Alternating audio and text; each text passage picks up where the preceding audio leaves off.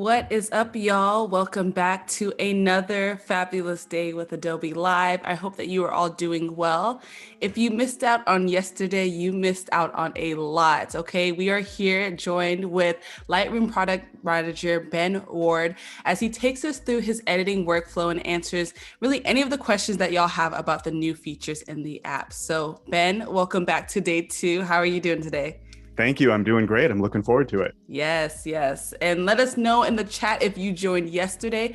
And also let us know where you're joining from. So whether you are on YouTube or Behance, we want to send y'all a warm welcome. If you have any questions throughout this entire chat, drop them in the chat box. We did have a really interactive session yesterday.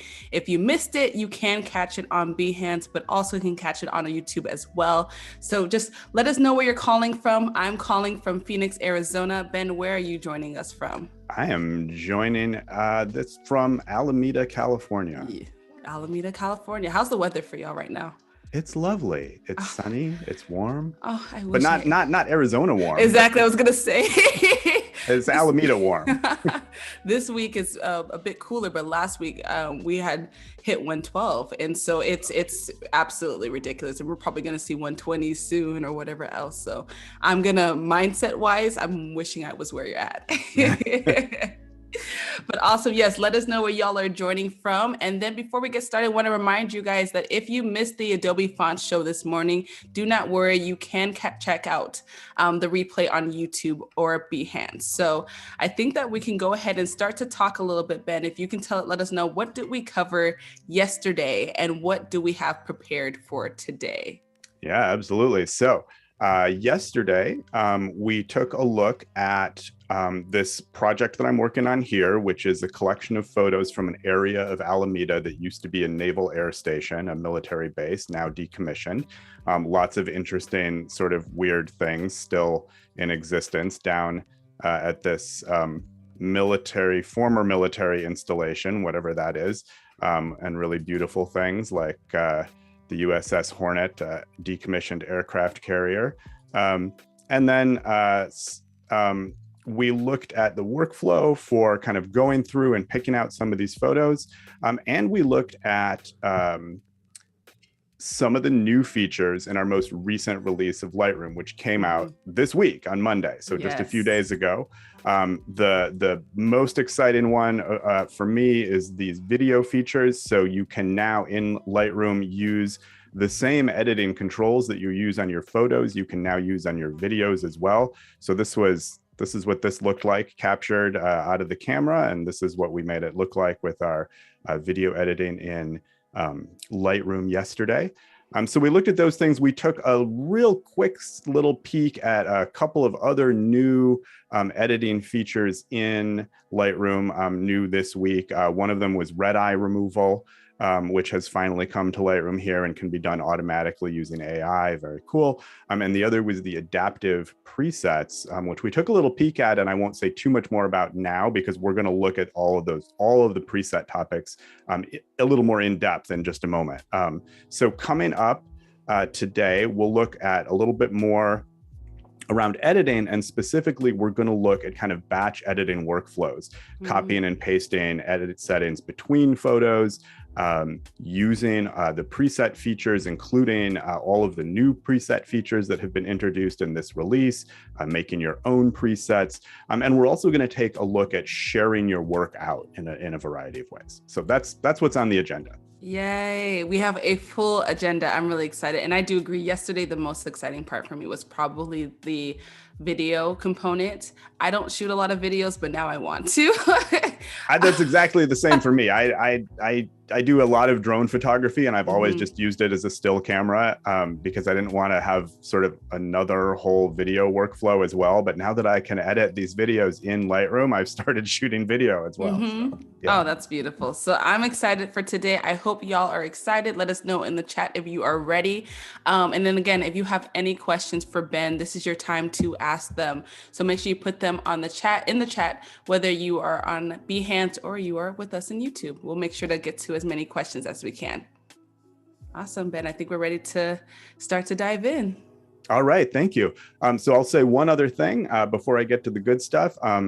as Adara said, I'm a product manager on the Lightroom team at Adobe.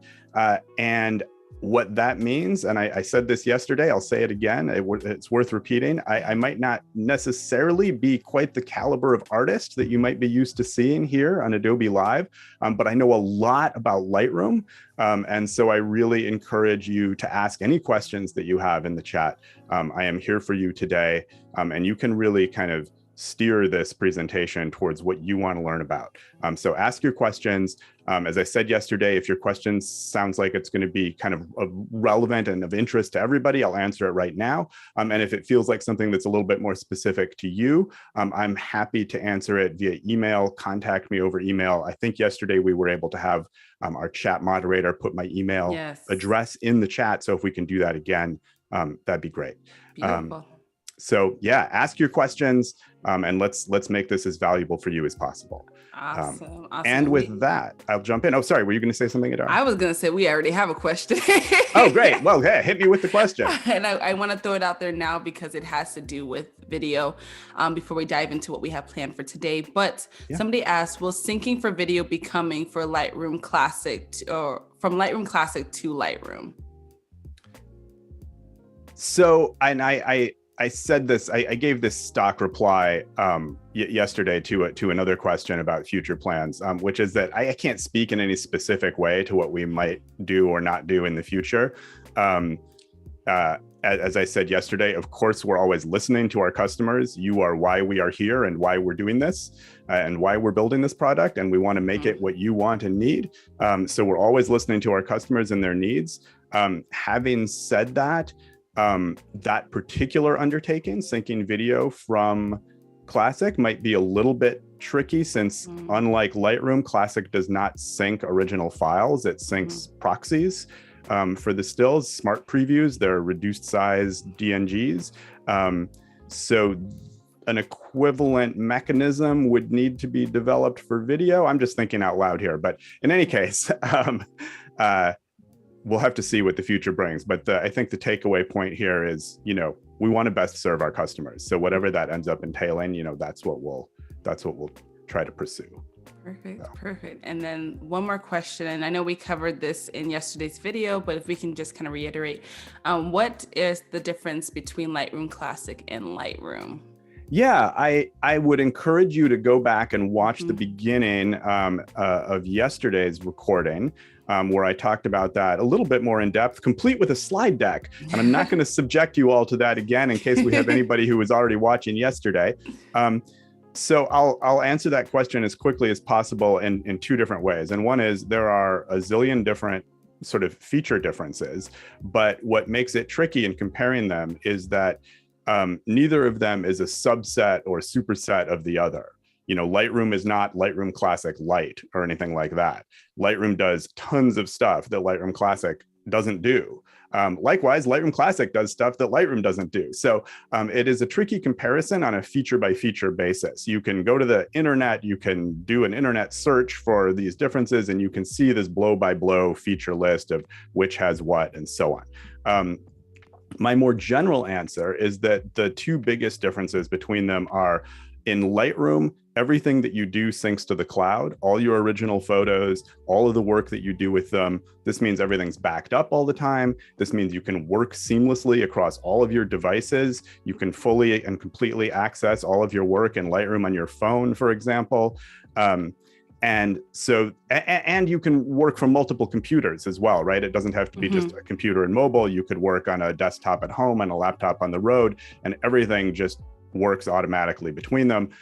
Whereas Lightroom Classic is focused very much on a single computer, on local storage, on file folder, hard disk organization, and that sort of thing. And the other is that Lightroom Classic is, and this is sort of a philosophical difference, Lightroom Classic is very focused on kind of providing tools to help make your work easier, whereas Lightroom is a little more focused on providing solutions that remove the need to do the work in the first place.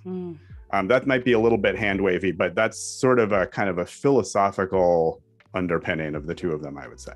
I hope that was helpful in some way. I think so. So yes, again, if you want to go in a little bit deeper, Ben did a wonderful just kind of recap of everything he just talked about. But you can watch yesterday's live again on Behance or YouTube to catch all of that information. And I know that person asked, is one better than the other? I think it really just depends on what you're shooting and what your preferences are between both platforms. I tend to navigate towards Lightroom, Lightroom Classic. I want to move back towards Lightroom, to be honest, after these new features. But I think it really just depends on what your need is for both of those platforms. Yeah, if we could decisively say that one was better than the other, then we could stop selling the other one. Exactly. Right? But the reality is, as with many things in life, what's best for you depends on your needs, right? If, for example, you are, a very high volume photographer, and you're shooting, you're, I don't know, a wedding photographer, and you're shooting 10,000 photos every weekend. And once you're done with those photos from a given job, you archive it off and you don't necessarily care about it again. Maybe a system that stores all of your original photos in the cloud isn't really appropriate for you, right? Whereas if you're someone who, if you're like me, I'm a hobbyist photographer. I'm not doing jobs that I stop caring about later. I'm always interested in all of the photos I've taken, and I love being able to have them with me and to be able to work on them from anywhere, right? And we talked about this a little bit yesterday too, but it's kind of that sort of everything everywhere experience is very difficult to convey the value of in a venue like this. But when you're, the first time you're kind of out with someone and you're like, let me show you this picture that I took 5 years ago, which I can totally do because I have it right here in my pocket, because I have all of my photos right here, it's pretty amazing. And the ability to, get tired of working at your desk and go put your feet up on your couch and do something, or the ability to do, work in downtime on your phone when you're just out somewhere else, or, I don't know, it's very cool. So absolutely, there's pros and cons to each. Absolutely. Yeah. Perfect. So I think with that, let's go ahead and get started. And then as questions come in, we can answer them throughout the live. Okay, great. Also, one last addendum to that previous question. As Lightroom product manager, I can, with no bias whatsoever, actually say that Lightroom's better. With no bias whatsoever. No bias at all. What do you mean? Of course Lightroom's better. No, I'm going to stick with my previous answer. Okay, let's take a look at it. And so, related to that question, we here are obviously in Lightroom here today. So some of what I'm going to be showing you today is relevant to both Lightroom and Lightroom Classic, and some of it is specific just to Lightroom. So for the most part, the editing things that I'm showing you, except for the video stuff, is the same in both. Okay. And then there'll be a few other things that are specific just to Lightroom. So, okay, let's jump into it. And the first thing I want to show, I'm going to move away from this project we were working on yesterday, and I'm just going to move over to some demo files that I have here, just to show a couple things quickly. So we have in Lightroom, and this was introduced last fall, and this is in Lightroom Classic 2, of course, as are all of the editing features. We introduced the select subject and select sky masks. So, and in fact, we kind of revamped the whole masking local adjustment experience in Lightroom. So it's really cool and really capable. And the select subject and select sky masks both use artificial intelligence to find the subject or sky in your photo and mask it for you automatically. So if I wanted to mask off my subject here to maybe bring up the exposure, just on my subject or something like that, instead of, taking the brush and trying to paint in a meticulous mask, which would take me forever, I just click on select subject, and Lightroom, hello, it's not showing me the overlay. There we go. Lightroom masks the subject for me, and I can go ahead and make whatever kind of adjustment I want to make. I'm going to make a very pronounced adjustment here. Obviously, this is not what I would really want my photo to look like, but for the sake of what I'm about to show you next, I want the edit to be very easily identifiable. So let's just pretend this is what I want it to look like. So this is not a new feature this week. This was introduced last fall. Select sky, select subject, both very cool. Okay, let me now use that. That's not what I want. As a segue in here to the next thing that I want to talk about. It looks like my little thumbnail didn't update there. Hello? Hello? There we go. Okay, so now that segues nicely into a new feature in this release that we just released this week, which is, what if I want to copy this edit that I did onto other photos? Of course, you can copy and paste edits between photos in Lightroom. That's not anything new, but in the previous version of Lightroom, before this week, the select sky and the select subject masks, you could copy and paste them, but when you pasted them onto photos, that mask was not recomputed for the photo you were pasting it onto. So I'm gonna, let me open this one back up and edit, and I'll show you something here in case you're not aware of this already. If I wanna copy edit settings from a photo to paste to another, I can just press Command C. I'm on a Mac. If I were on Windows, it would be Control C. I can do that here in the detail view with edit controls open, or not. I can do it here in the grid view as well, Command C, and it tells me copy edit settings. Okay, so I did it. But if I want to copy just some of the edit settings and not all of them, here in the edit controls, I can go into the 3-dot menu and I can select choose edit settings to copy. So in the case of this photo, and for the purposes of what I'm showing here, I only want to copy masking. So I'm going to select none from everything, and I'm going to check the masking checkbox, and I'll click copy. Okay, now I want to paste it to a bunch of other photos. I want to do this one, and I'm just going to command click to select a bunch of different photos there. I want to paste this mask onto all of these photos. So what would happen prior to this week is I would paste and I would see nothing, like nothing would happen. And if I went into one of the photos and I went and I looked at masking, it would show the mask there, but it would say, hey, this mask needs to be recomputed for this photo, and it have a big button that I'd have to click, and I'd click it, and then the artificial intelligence would look at this photo, find the correct mask for the subject, and do what I wanted it to do, which meant that it's not a great batch workflow, right? Because for every photo that I pasted it to, I needed to open them one by one, open the masking controls, and click on recompute, right? So that was not great. So in this release now, Lightroom will automatically recompute the AI mask for every photo you paste it to. So if I press Command V now to paste onto these photos, it'll say, yeah, do you want to do this? Yep, that's what I want. And it'll say pasting. And then it's saying, okay, I'm updating the masks. So right now it's recalculating the subject mask for each of those other photos. And so now it's actually done it. Now it's actually pasted on those masking settings with the correct mask for each of those photos. So it's not just using the shape of this mask from this person here, because that wouldn't work on these other photos. It needs to refine the subject in each of these other photos.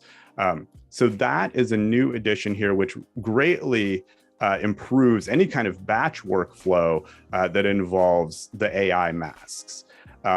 This feature, this ability that I just showed, is also leveraged in the adaptive presets, which I showed yesterday and which I'll now just dive back into just for a moment here while I take a sip of water and ask if there are any questions. Perfect. No, I think that is a phenomenal. So Sam said fancy. That is really fancy. I do Super like fancy. that. That I do really like how it just automatically does that for you. So that I do a lot of batch editing myself. And so this is really nice to know that in the cases when I do have smaller libraries, I can utilize this select subject or select sky and just kind of copy and paste. It's really nice. I'm going to undo that because yes. Yeah. And let me go in here, and I think I probably edited this a little bit yesterday when I was showing the adaptive presets, and I'm going to go, this is the versions feature. I won't talk about it too much because we talked about it yesterday, but this is a little bit like, if you're familiar with Classic, this is a little bit like snapshots and history combined.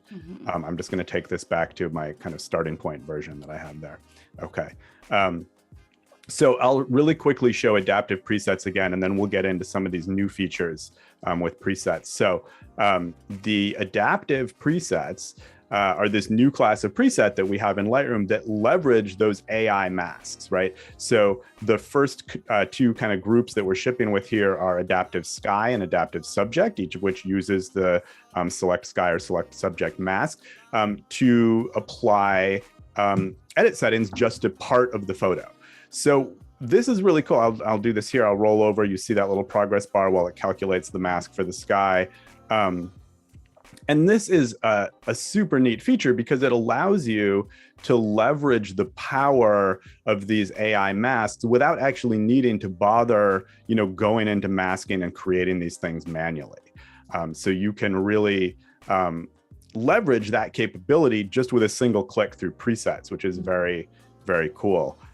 Likewise, we have the Select Subject here, which will do the same on your subject. So I find something I like. I think yesterday I picked sunrise, although actually this was sunset. But I sort of think sunrise works better in this one. And then I can look at it, and here's another new feature in this release now, and I mentioned this, I believe, briefly yesterday as well, which is the preset amount slider. Yes. So you can now tweak the intensity of presets that you apply. And this is not just for the adaptive presets, this is for any sort of preset. So I can say, oh, I like that, but I think it's a little over the top. I can kind of pull it down, or I can say, no, actually, I want it more than that. Let's get it really sunrisey. There we go. I'll do this one for the subject, and I think that's actually way too much, and so I'll take it down a little bit. But this is great because this allows you to tweak any sort of preset that you apply and kind of personalize it to what you want and to what your photo needs without having to go in and manually move each of the individual sliders that are used in the preset. So really, really cool little addition there. I love that so much. I actually was just having a conversation with a friend maybe about 2 or 3 weeks ago, and they use a different platform to edit their photos, and they were trying to use Lightroom. And they put a preset, they were like, I can't adjust the intensity of this. And I was like, yeah, I know you can't. They're like, why not? And now I can say, hey. Now you can. But that's really great because whenever I would use presets, I would try to go into my settings and adjust it. But at least this way I can, if I want less or I want more, I can kind of add to my overall workflow. So that's really dope there. Yeah. And any of these edit presets all that presets are a saved collection of edit settings, right? So you were always able to go in and adjust it, but slider by slider, right? If I wanted to just bring down this overall effect, now all of a sudden I'd be looking at going in and tweaking, however many sliders are used in the preset. So being able to just do it with a single slider is pretty cool. Yes, I agree. So, well, I don't know what just happened there. That's a bug. Who can I talk to about this? Oh my gosh. Okay, let me talk about one other thing with presets. I'll use a different photo here.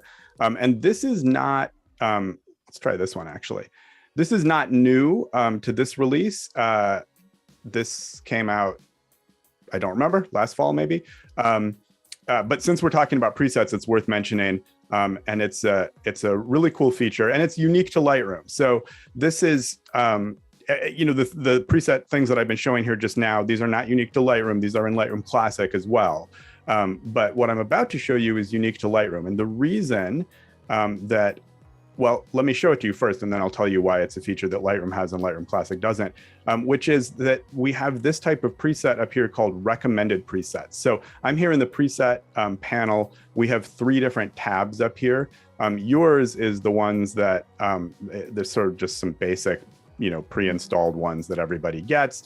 There's any that I made or created myself or saved from other sources or imported. Maybe I bought presets from someone else and imported them. All that stuff shows here. Premium are available, are presets that we ship with, but that are available only to subscribers. So we do have a free offering of Lightroom on mobile. which includes like the basic presets, but doesn't include these premium ones. And then we have this recommended presets. So let me click there and go into there. And what this is doing is this is using artificial intelligence to look at my photo and pick out presets that it thinks will work particularly well with my photo. Mm-hmm. And what it's doing here is within Lightroom, we have this whole, and I'll talk about this a little bit more later, but we have this whole photo sharing community built directly into Lightroom called Discover. So I can click here in the upper left, and this takes me into Discover. And these are some photos that we're featuring right now that people have submitted. I could look at For You and see photos from people that I'm following. And what's really cool about photos and any Lightroom customer can submit photos to Discover, can share photos here to the Discover section. And what's really neat about these is that when they're submitted, the edits are submitted along with them. So you see this before after. So I've just rolled over here and seen the before after of the photo, before after of that one. And then if I click on it, I can actually, there we go. I can actually see the exact editing steps that the photographer took in order to achieve their final look. I can click play and it'll walk through the photographer's edit. And I can really see specifically what they did to achieve this look in their photo. So it's this really amazing kind of learning resource here in Lightroom. But what's also really neat is that if the photographer who submitted the photo has enabled this, I can save their final edits as a preset to use on my own photos later. So if I'm here and I, see a look that I really like, I can click Save as Preset, and I can name it if I want and so on. I'll just go with the default name. So what is this one? Monbloom.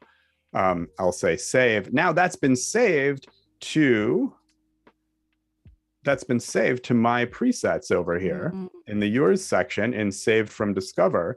So here's the one that I saved just now, which I could apply to my, that's not doing much on that particular photo, but which I could apply to my photos if I wanted. So that is really neat. And what this also means is that here in the Discover section, there are however many hundreds of thousands of photos that have been shared along with their edit settings. And so what this feature that I'm showing here, this recommended presets feature, is doing is it's looking at my photo, and then it's looking through the hundreds of thousands of photos that are in the Discover section, and it's looking for photos that are similar to my photo. And then when it finds photos that are similar to my photo, it looks at the edits for those photos, and it says, well, if these photos that are similar to your photo were edited in this way, then maybe your photo would also look good if it were edited in this way. And so it's a really quick way to find presets that might work well with your particular photo. And of course, the reason that this is in Lightroom and not Lightroom Classic is that Lightroom has this cloud connection that enables this built-in photo sharing community, and that's what these presets are pulled from. So these are all kind of looking, some of these look a little over the top to me. But I can also do things like, if I'm like, oh, I sort of like that, but that's not quite what I'm looking for, I can click on the More Like This button, and then it'll look for more presets that are similar to that one, that specific one that I clicked on. What I can also do is I can sort of filter it kind of by category. So I can say, well, okay, these are all a little bit over the top for me. Just show me ones that are a little subtler. And then it'll say, okay, and then now it'll find ones that are a little more toned down. And I can say, ooh, look at that one. I really like that one. Maybe I only want to see black and white ones. And so on. So there's a variety of categories here that I can kind of have it filtered by. Wow. So that's another really cool kind of preset feature. Okay. Let me know if there's any questions. Otherwise, I'm going to kind of keep going. I'll let you know if we have any questions. I think we're good right now in the chat. I'm not seeing anything new. But again, if you guys have any questions, please drop them in the chat box. Whether you are on Behance or YouTube, we'll make sure to get to those questions. Okay. So let's talk about batch editing here. Yes. And I'll go back to, get out of there. There we go. I'll go back to this project that I was working on. And so as I showed yesterday, we now have the ability to edit videos in Lightroom. And as I mentioned yesterday, when I say edit videos, I'm not talking about stringing video clips together in a timeline. You'd go to maybe Adobe Premiere or Adobe Rush for that. But if you have a single video clip that you want to share out to social media or something like that, you can now use the same edit controls that you use on your photos on your videos and make it look its best. And you can also, we looked at this yesterday as well, you can trim heads or tails off of the video just to focus onto the part that's sort of most important. And so now we have these, kind of beautiful looking videos here in Lightroom. Now, one of the things that's great about being able to do this and use these same controls on both photos and videos is that you can achieve a consistent look between your photos and videos. So let's say I have this video that I was just showing. I also have a still photo of roughly the same thing from roughly the same angle. And I want to make them look, kind of as similar to each other as I can. I want the same kind of look on both of them. Well, I can, press Command C and then I can press Command V over here to paste. And that's not really going to work out very well for me in this case. Well, why not? I'm going to undo that for a second. Let's go back in. This is the still photo and it's unedited. Let's go and look at the video. And I'm going to show the before of the video. That's the before view. Well, their starting point was very different, right? Yep. The video is much lower contrast and so on. So those edits that I made to the video are not translating exactly to the photo because the starting point of each of them was so different. Yep. So I'll show you what I'm going to do in this case. Before I do that, I'll just mention before, after, in case anybody doesn't know already, there is a button for it down here. I can click, there's the before, and I can click it again to show the after. But what I usually do is I use the keyboard shortcut, which is the / key. So I can just, if I press it, it switches it to before and it stays there until so if I press it and release it, it switches it to the before view, it stays there until I press and release again. But I can just also press and hold. So if I press and hold, it stays in the before view until I release the button. And then it goes back to the after view. So that's nice. And actually, since we're talking about this, let me switch over to my phone for a second. We'll look at the same video. Of course, those video editing features that I showed on the computer are also available here on the phone.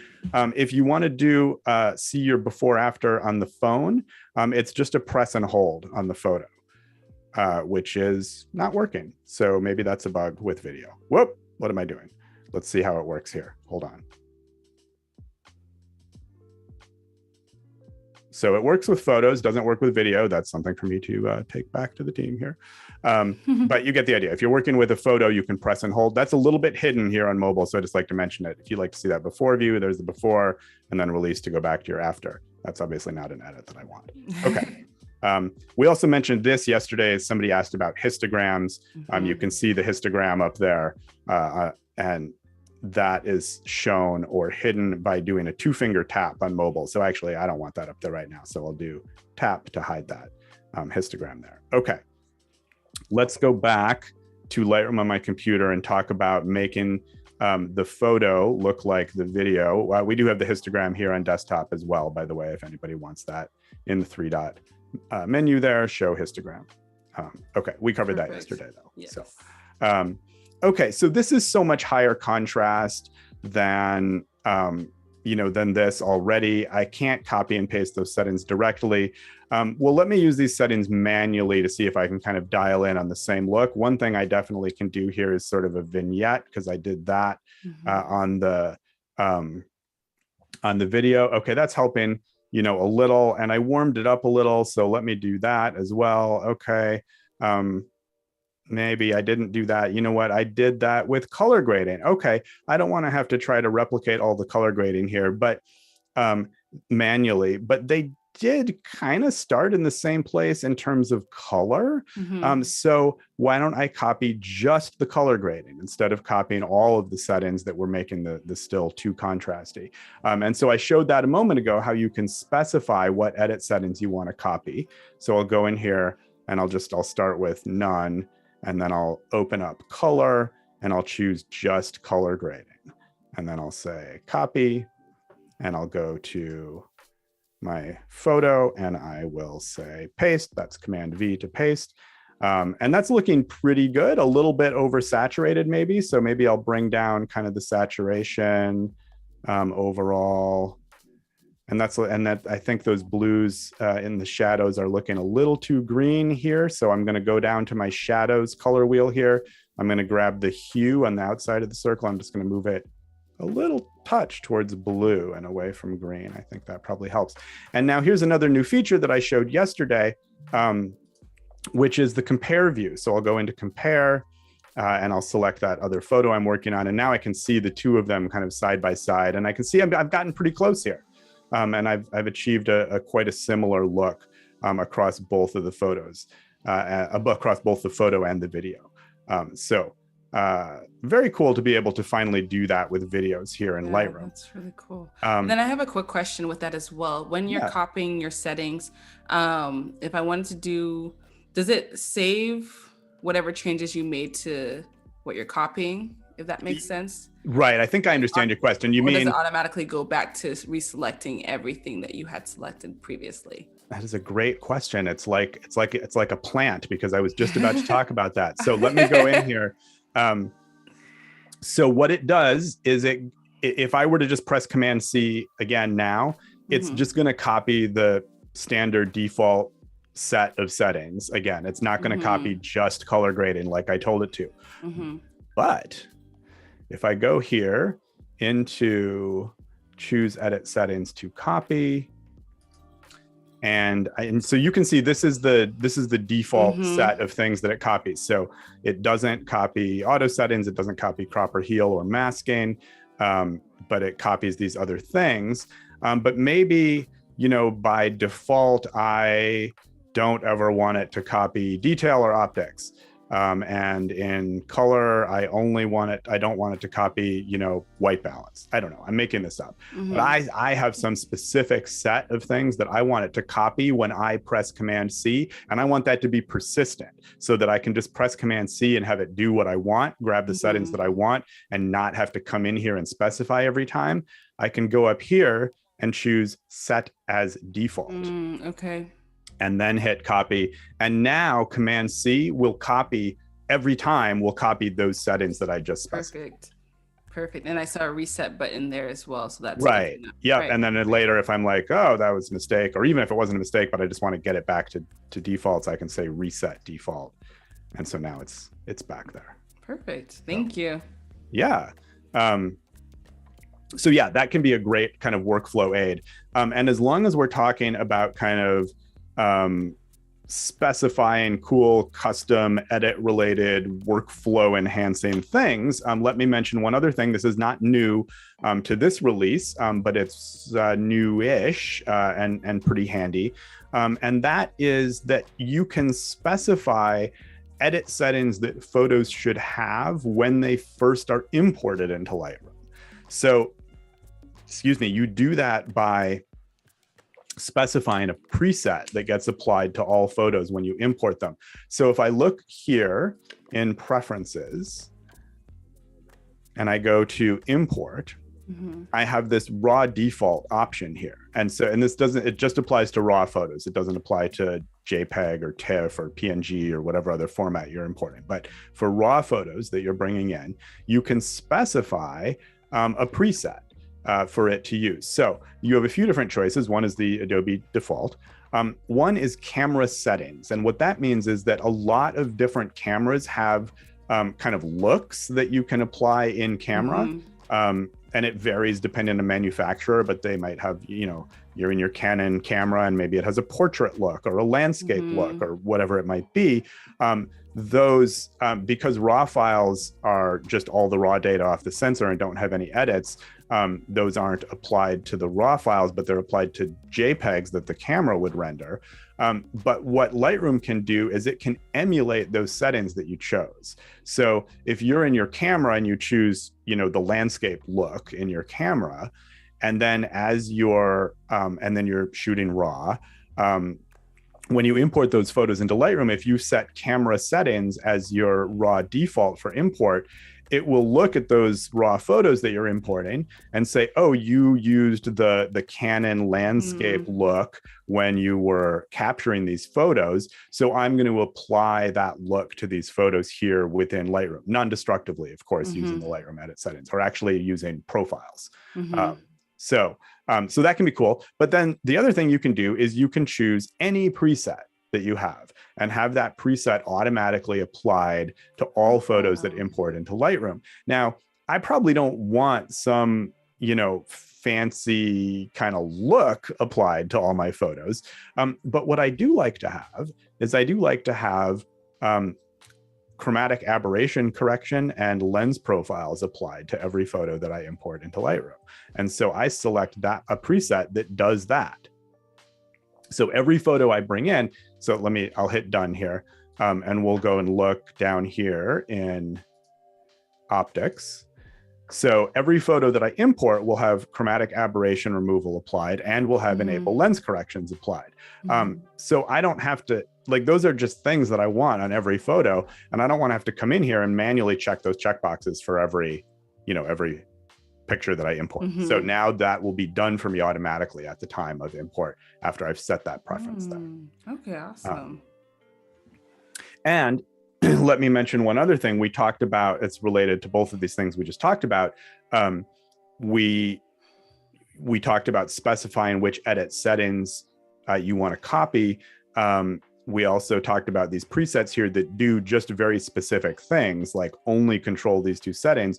When you create a preset, which we'll look at doing in just a moment, you can specify which settings you want included in that preset. So presets don't have to change, every one of these settings. Oh, perfect. So and that was a question I was going to ask too, about presets, as far as creating and saving presets. So we're already navigating in that direction. We are. We're moving. We're moving right along there. So let's see here. We'll go to this one, and I don't honestly know what I want to do with this photo, with editing this photo, and that is something that I often use presets for. So I have to confess, I'm not a big preset person. For me, most of the time, I feel like I'm like, each of my photos needs individual love and needs a little bit different, kind of settings.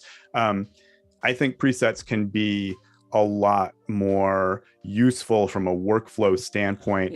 If you're doing, maybe you're doing, 100 headshots today and all in the same lighting, and, and you want to just have a consistent look across them. And, it can be really handy for those sorts of workflow things. When you're working on a kind of a bunch of different photos in sort of an uncontrolled lighting situation, personally, I find I like to edit my photos individually, but one of the things that I still use presets for is inspiration. So if I look at this and I'm like, I really don't know what I want for this photo, I'll often go into presets. And what I used to do is look through the premium presets. I'm just going to close some of these groups, but I'll say, oh yeah, style vintage, that sounds good. And I would kind of roll over some of these and be like, ooh, I really like that one. Maybe I'll go that way. But now I often use recommended, because that, can really just kind of pull all sorts of different suggestions and ideas. And I'm like, oh, that's an interesting kind of look. That sort of orange teal, show me some more like that to choose from. And then, oh yeah, look at, so many choices. Wow. And so I can kind of, go through these and say, okay, I really like that. I think it's too strong. I almost always think presets are too strong. So let me use the new preset amount slider to back that off a little bit.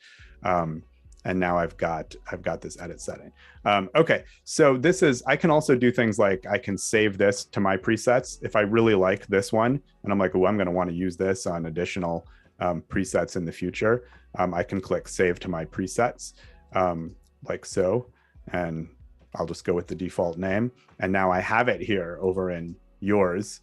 Okay. This was the one that I just did. I can also, you probably noticed this, I can see who this edit came from originally. So like I said, these edits are all being pulled from photos that have been submitted to the photo sharing within Lightroom, the Discover section. And I can say, oh, who did this edit? And I can view Noel's profile in Discover and see the pictures that Noel has has taken. And wow, and I didn't pre-plan wow. this one either. I feel like I hit a jackpot here. Noel's a nice photographer. So anyway, back to our regularly scheduled programming. Yeah, I honestly really like that because I do the exact same thing. For me in presets. When I first started, presets were easy because, I didn't know what to do with my image, and then I could just, pick something and go. So sometimes, like you said, it could be inspiration. Sometimes if you're doing batch editing, it just can be quick and easy. But I really, really love how you have so much access to not only whatever your style is, but you can kind of explore and get inspiration from other places as well. And that can kind of start to navigate and impact your work as well. So I think that's a really cool feature there to have more of that community aspect. That's exactly right. I mean, looking at options in the recommended presets, which are being pulled from the Discover section, I get like ideas for directions to take a photo that I never would have thought of. Yep. Right. And we have another new feature that's related to that topic. Ooh, I wasn't going to get to it quite yet. No, let me stay on track. But I'll come back to it. But right now we're talking about presets and about making your own presets to enhance your workflow. So let me pick another photo here. And let's talk about making your own presets and how you can kind of, I don't know what I want to use here. Let's use, let's use, How about... Oh, did you want to pick one? You can pick one. I don't know. Let's pick No, we can do the one you just pulled up. Okay. I was going to pick it, then I realized, Idar, you're indecisive. So it doesn't really matter for what I'm about to show. But well, let me actually do this because these two are sort of a little similar in their in their subject and their lighting and so on. So let's do, I'm going to use, let's say I edit this photo. I'll just start by clicking on auto. And so that moved a few kind of exposure sliders here and some of the color sliders just to kind of give the photo a nice sort of baseline starting point. Okay, great.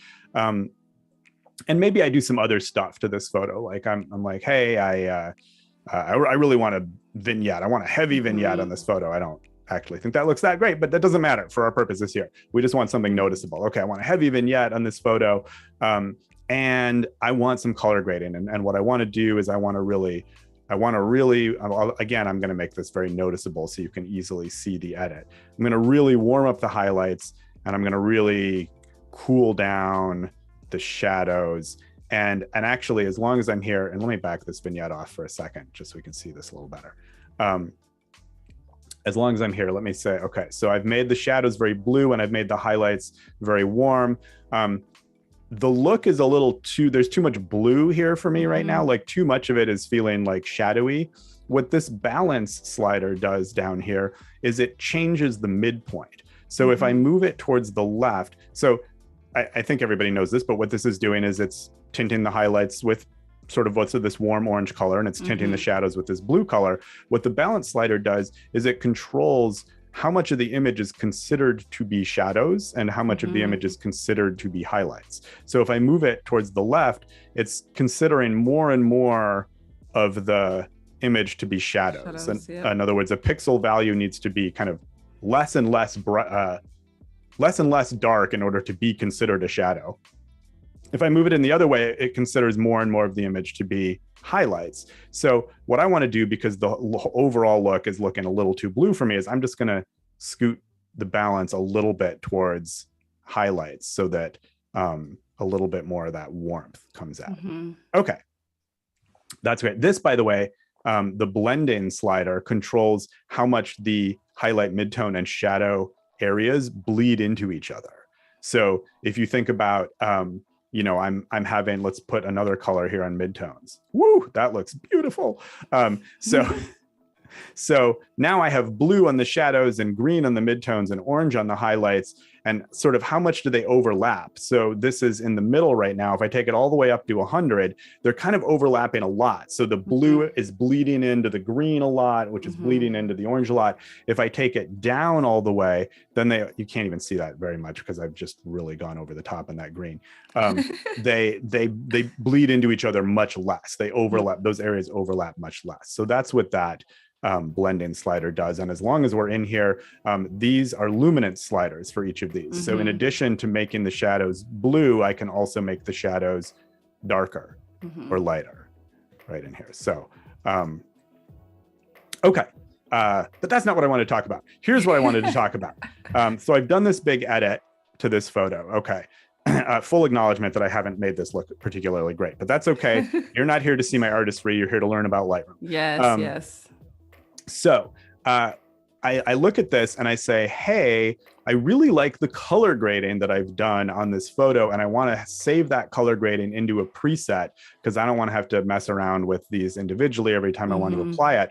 But I don't want all this other junk in the preset as well. Like, I'm not necessarily going to want this vignette on every other photo. I just want to be able to easily apply the color grading stuff. So when I make my own preset, I'll go here into presets.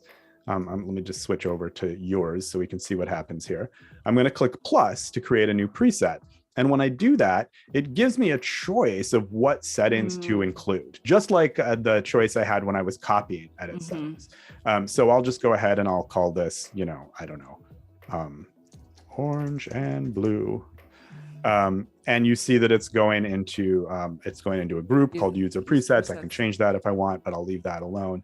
And so I'm just going to select none, and then I'll go into color and I'll select color grading, which you saw me do just when I was copying settings from the video to the photo earlier, but I can do this when creating a preset as well. So I'll go ahead and click save now.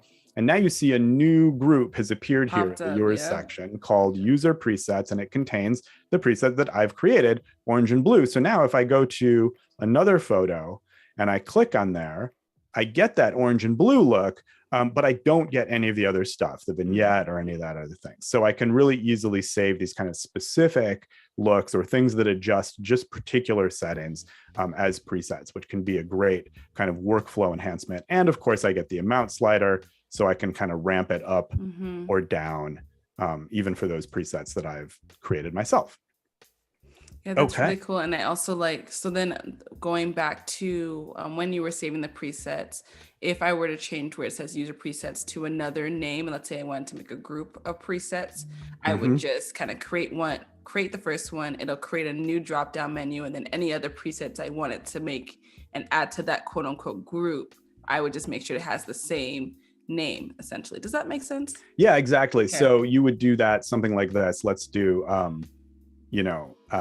don't know, I'll use vignette this time. So let's do a vignette, and then actually that's fine. And I'll do plus to create a new preset, and I'll call it, -75, because that's what I just set that preset to. And I want it in a whole new group. I'm going to make a whole bunch of different, I don't know, vignette presets or whatever. So I'll just create a new group, vignette, create. Okay, now they're being saved into this new group that'll be called vignette. I'm just going to select vignette. Okay. And so now you see I have this group called vignette here, and it has that -75, and then I could do, +75, and I want to make a preset of that as well. And that'll go right here into my vignette group. Let me make sure I select the right thing, which is just vignette. And so now I have, these two presets in here. Perfect. And then I have one more question for you. Yeah. If you wanted to go from, let's say, Lightroom to Lightroom Classic, will these presets automatically, I'm assuming they don't automatically sync. So will I need to export from Lightroom and then import my presets into Lightroom Classic? Yes. So a couple things about that. The answer to the specific question that you just asked is yes, you would go up here and you would select, no, you wouldn't do that. Sorry. You would right click on a preset and choose export. So now I right clicked on my, -75 vignette, and I chose export, and I would save that to wherever. And then I would import it into Lightroom Classic. So fully manual process there if you wanted to transition these into Lightroom Classic.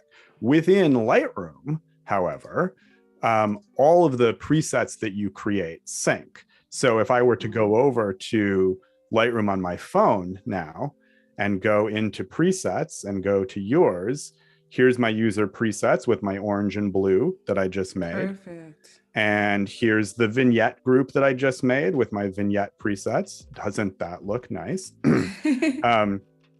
So within Lightroom, those presets sync. So I made them just now on my computer, and they synced over to Lightroom on my phone. If I made presets here on my phone, they would sync to my computer. Let me pause for just a moment to talk about something completely unrelated, which is that the sun has moved around enough that it's bouncing off my desk and giving me an ominous kind of underlighting, I think, maybe. So I'm going to and you want to keep looking at my phone while I do this? Hang on. Yeah. Hang on. I don't even know how to do this. There we go. Office shades, close. Oh, yes. Okay, hang on. I'm going to try to get this, leave it open a little bit so I still get some light, but not. Okay, good. Woo! See, wasn't that a nice little extra bonus you got there? All right. Somebody, Paco said, the dark Ben rises. Yes. Yeah, I'll try to avoid any Star Wars jokes, but okay. I have no memory of what we were just talking about. Presets and preset syncing. Yes, and syncing over to the phone. So when you showed the phone, it automatically, the presets that you just created are automatically synced to your phone. Yes. So, I mean, that is, one of the incredible things about working in Lightroom, right? Is that it's just seamless across everything. If I went to another computer and, launched Lightroom, I would also have those presets there. And, if I dropped my computer and my phone and every device I own into the ocean and went and bought a new one and installed Lightroom and logged in and launched it, all of my photos are there. All my presets are there. It's very cool. And then there was one more question. Somebody asked, could these presets be exported to Photoshop ACR? I'm assuming it's the same process. You would just export and then import again. That's correct. Same process there.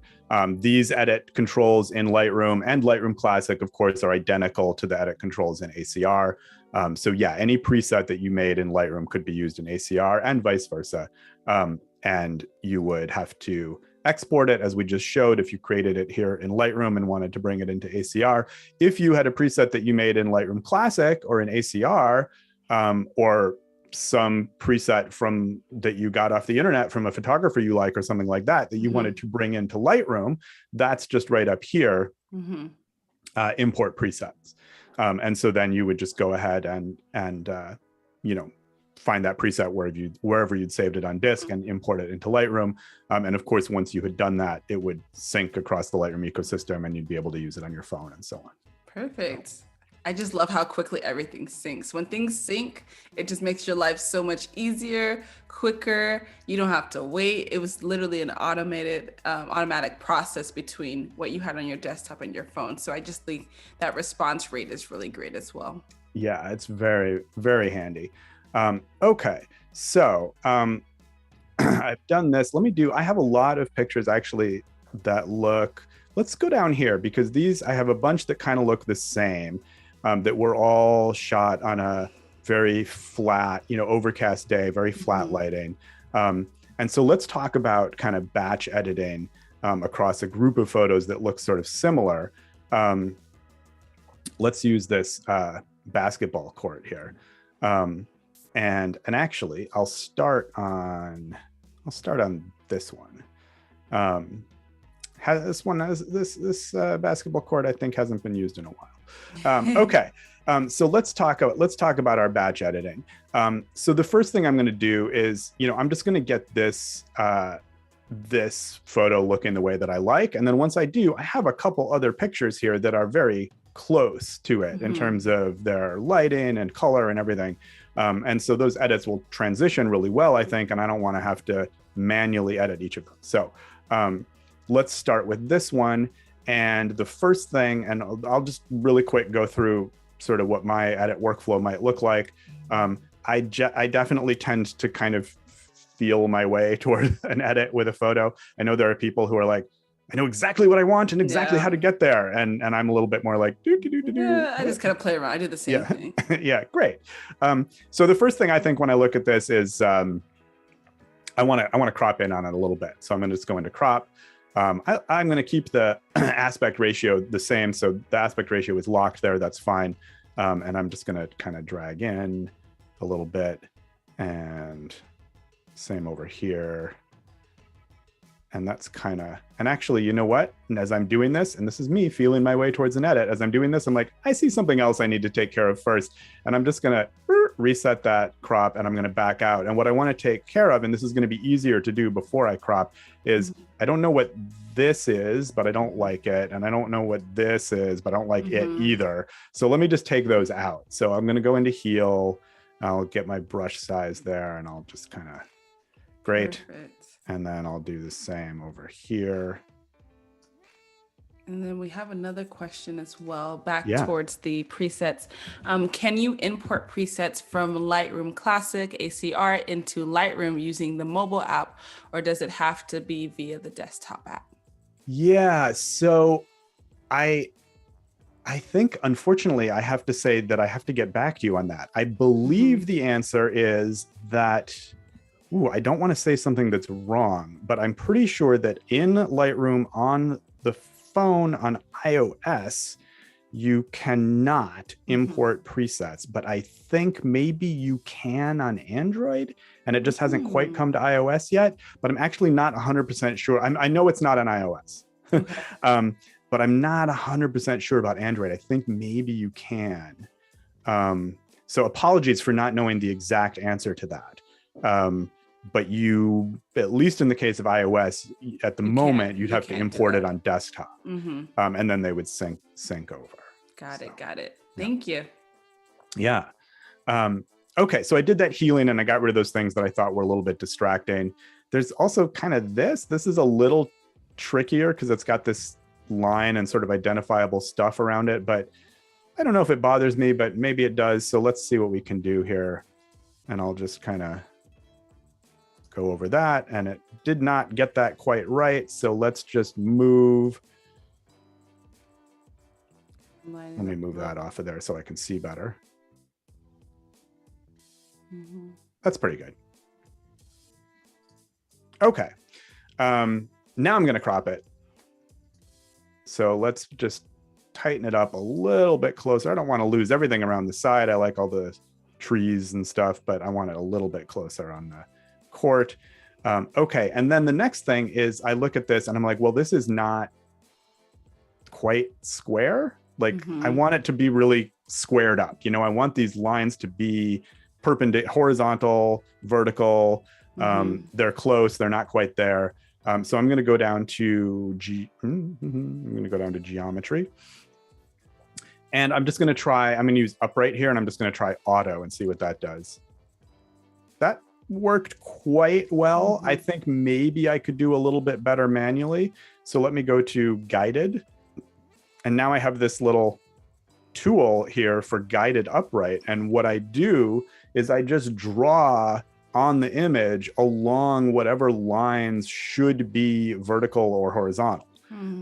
So I'll do that here. I'm just going to use this yellow, right? Because the edge of the court is a little too rough, right? It's not a clean line, but these yellows, or even the white, I can use the white as a nice clean line. So I'll do that. I'll go along, and it gives, I didn't quite get that in the right spot. It gives you this little magnifier to help you kind of be a little bit more accurate. Okay, so I did that, and then I'll go and I'll do this one on the other side. Can I get the right spot there? So there we go. It straightened up those. Now I need these horizontal ones. So again, I'll do one along the top here, and I'll do this one along the bottom.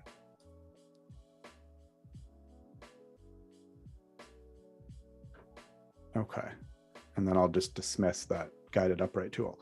Okay, so now I've kind of got that squared up and that looks nicer to me.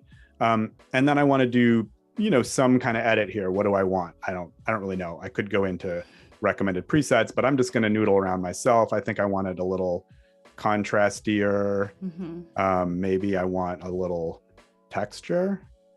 Actually, I don't think I really like that. So I'm going to just do clarity, which is working better for this photo. And maybe the shadows could be warmed up. Ooh, not like that though.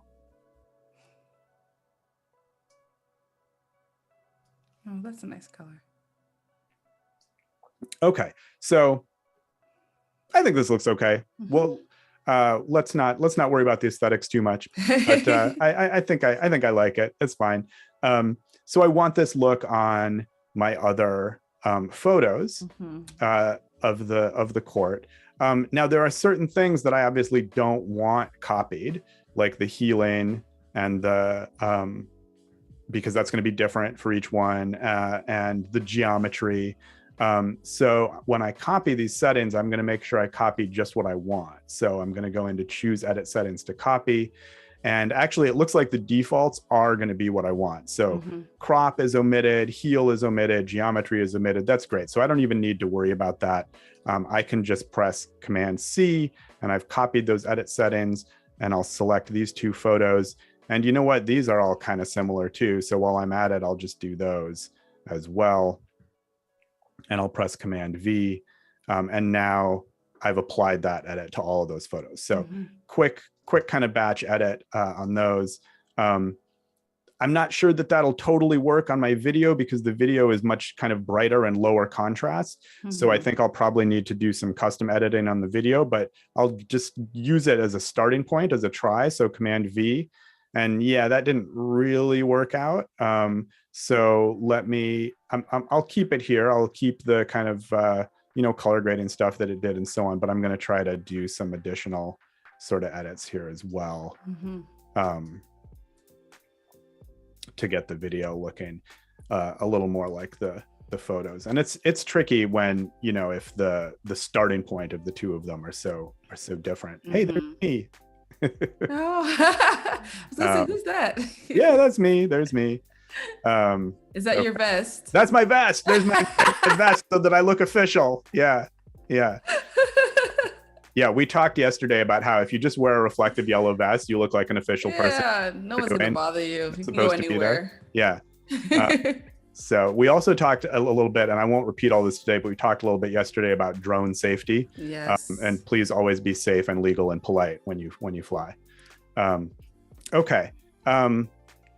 Great. I think this is, am I in the ballpark? That's even darker and warmer. So let's make this darker and warmer. And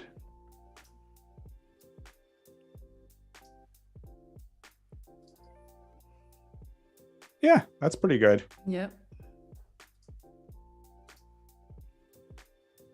Great. I'll go with it.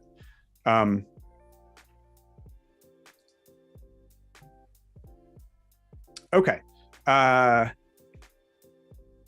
We also talked about this yesterday, but I'll mention it again here just now because this video could probably use it, which is that you can trim videos, right? So let's see where this goes here. I'm just playing now and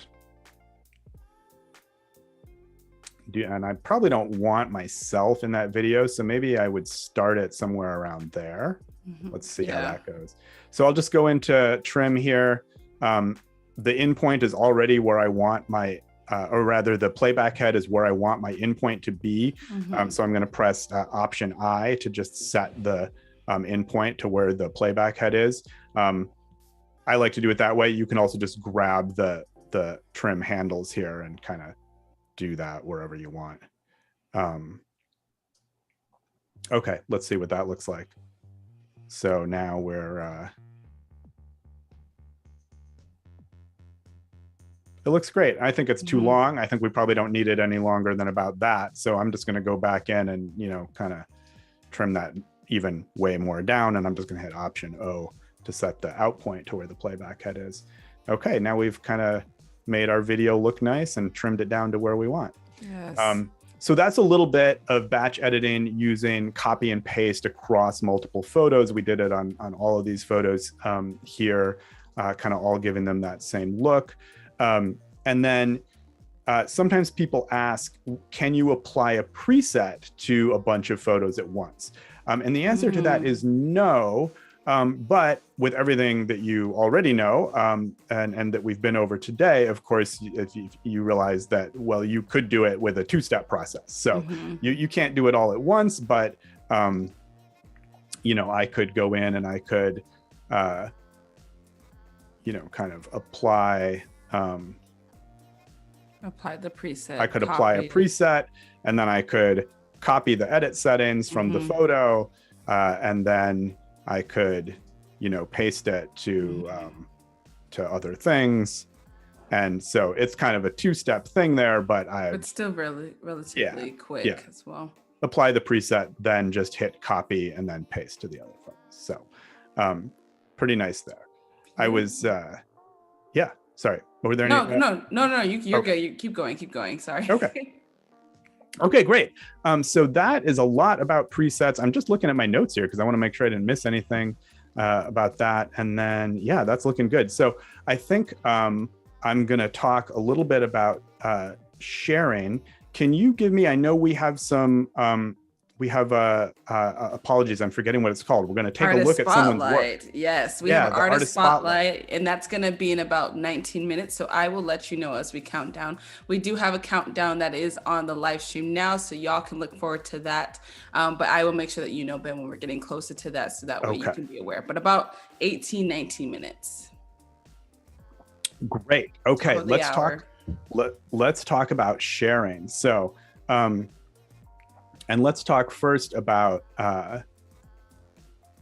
sharing from mobile and kind of the simplest case, which is, you know, you've gotten something looking like really nice in the way that you like it, or maybe it's even a video now. Of course, you just have the share button and you tap on share to, and then, oh, you know what, let's not do that with a video because I don't want you guys to have to wait for a video to render. So let's just do it with a photo, and I'll tap on share to. And then I can share to whatever, you know, kind of destination I want here. And this will vary depending on what you have installed on your phone. If you use Facebook, for example, you'd see that here, whatever. I have Instagram because I use that. So I won't go through with that right now. I think everybody probably knows how that works. I want to talk about a couple of other sharing opportunities within Lightroom. And these are applicable both to the computer and the phone. I'm going to switch over to the computer just because it's bigger and easier to see, and I can drive it with a mouse, but everything I'm showing you here is available on the phone as well. So we talked about, and let's go up here, let's pick this one. We talked about the Lightroom Discover section. So as I said, this is a photo sharing community built directly into Lightroom. I'm going to show you how to share to here, and I'm going to talk about a new feature that we have that's related to sharing to Lightroom Discover. So, oh, and here's a new feature. It's so little, I forgot to mention it. We have these little back and forward buttons that you can use to navigate now. It's pretty much like in a browser. So this will just take me back to whatever my previous state was. So back and forward buttons, new as of Monday. Oh, that's nice. Yeah, handy little thing. Okay, so I have this photo. I want to share it to Discover. So I'm going to click on the share icon here, and I'm going to choose Share to Discover. So I'll click there, and it'll give me this whole interface for sharing to Discover. And so I'll call this US. That is not a U. USS Hornet. Describe your process. What did you do and why? Used masking to accentuate direction of light. We did that yesterday. Category, you have to pick at least one. The title is required. The category is required. Description is not required. But you have to pick at least one category. What is this? Oh, it's Arial. It's definitely Arial. Is there anything else applicable? Let's see. I don't know. Not really. Not really. Yeah. How about urban? Or is that not quite right? We're just going to leave it with Arial. Leave it with Arial. So we talked about save as preset earlier, where if when you're submitting your photo to Discover, this is enabled, then other customers can download your final edit settings as a preset. And actually, this is interesting. Now that I'm doing this, I'm wondering if it's even going to let me share this, and I'll talk about why in just a second. But let's explore first. Let's see if it works. Include location info. I do not want to include location info. That's fine. I do want people to be able to download my edit settings as a preset. Great. And then allow remixing. So this is the new feature that I wanted to talk about. And this is a really kind of interesting thing. And we talked earlier about how the recommended presets feature can really give you kind of inspiration for directions to take a photo that you would not necessarily have thought of. This is a similar kind of idea. So I can turn on allow remixing. And when I do that, other Lightroom customers who look at my photo in the Lightroom Discover section can edit my photo if they want. Now, my photo doesn't get saved to their Lightroom library or anything like that. Their edits do not come into my Lightroom library. It just lives in Discover. So, their edits aren't going to be overwriting what I've done to my photo or anything like that. But I'll be able to go into Discover and see, how other people have interpreted my photo and the edits that they've done on my photo and kind of directions they've taken it. So, likewise, as we'll see in a moment, I can also go in to Lightroom Discover and look at other people's photos and edit those to, experiment with editing on other types of photos, or to show off my editing prowess if I have any, or whatever I want to do there. So, I'll enable that, and I'll click on share, and see if it submits. And while that happens too, there are two more questions. Yeah. Let me see. So one person asked, if you took a tour on that carrier, did you learn about the planes that were there? And if so, what jets were on it when it was in action? Did you? Or you were just flying your drone? So on the day that I took these pictures, I did not take a tour. This was a few days ago. I actually have taken a tour of the aircraft carrier. It was many years ago, and I do not remember the answer to your question. What I do remember about this aircraft carrier, as I think I mentioned yesterday, is that this is the ship that picked up the Apollo 11 astronauts, Neil Armstrong, Buzz Aldrin, Michael Collins, when they returned from the very first moon landing. So I don't have a huge interest in military stuff per se, although this ship is certainly very aesthetically interesting. But I do have a great interest in space history, and so this makes this ship very special for me. But I'm afraid I don't remember anything about the airplanes. No, not a problem. But I see that the photo did post. It did post, yes. So it is live. I could share out a link to Facebook or Twitter. And if people tapped on it, it would take them to my photo in Lightroom. So if someone were, on their phone and looking at Twitter and they tapped on that link and they had Lightroom installed, it would open in the Discover section in Lightroom. In the app. If they don't, it will open in the Lightroom Discover section in their web browser.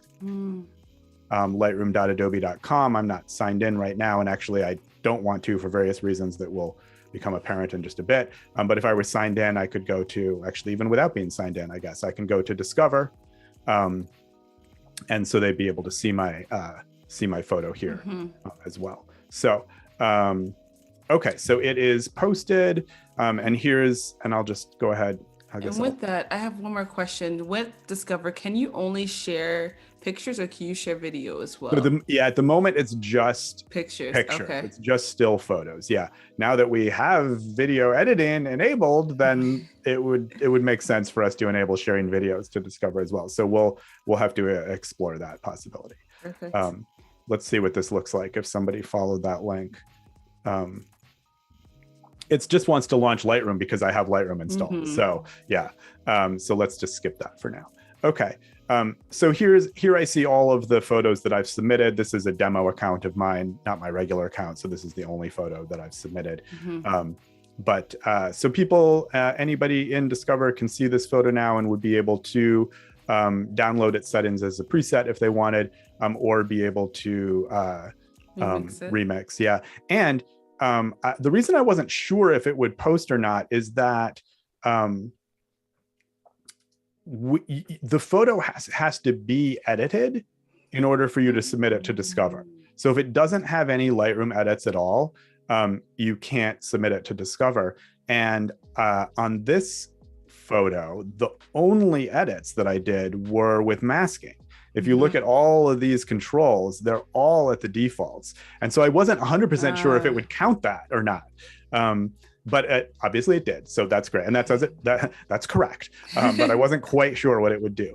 But yeah, if you look at this photo, I mean, if we look at the before, there's the before view, there's the after. That was just with masking. There's no global edits done in here at all. And we did this yesterday, but it talked about how one of the things I like to do with my editing is kind of make a photo more of what it is. And one of the ways I can approach that is, well, what do I like about this? Well, I like the light, and I like the way the light's coming in. Okay, let's accentuate that. So we used masking to accentuate that direction of light. And when you compare it to the before view, you can really see how much more kind of dimensional and volumetric it looks now that we've just done that. And that was just with a couple masks, and that was it. And we didn't even do anything with any of this other stuff.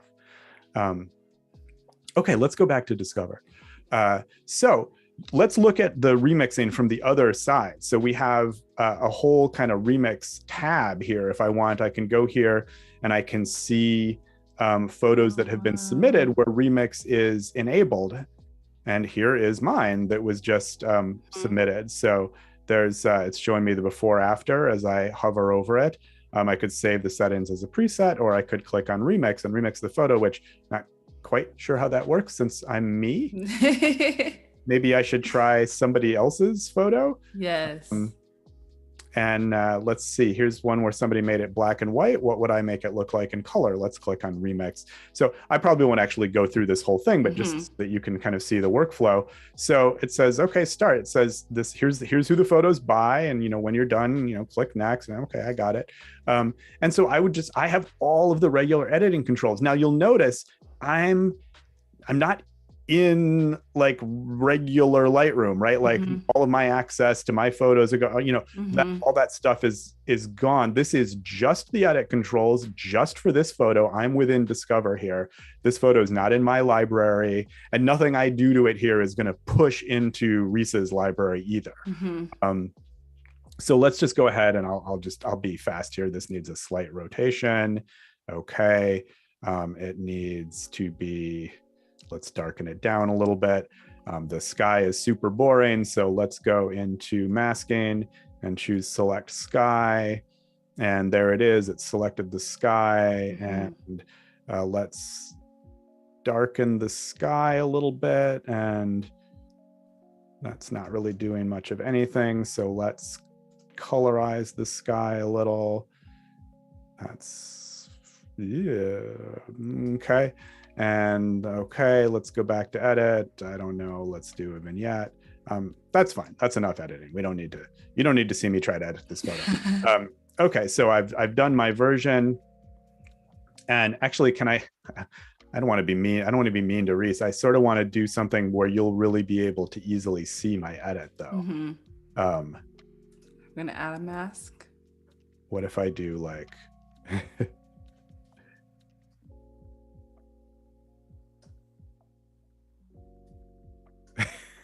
is that mean? I don't know. Reese can go and delete my remix later. That's what I'm gonna ask. Can you delete your remix, or just or once you post it, does it stay there until the person that originally had the photo deletes it? You know what? I don't know the answer to that. I guess we can This is just a test. Sorry about the circle. Okay, post remix.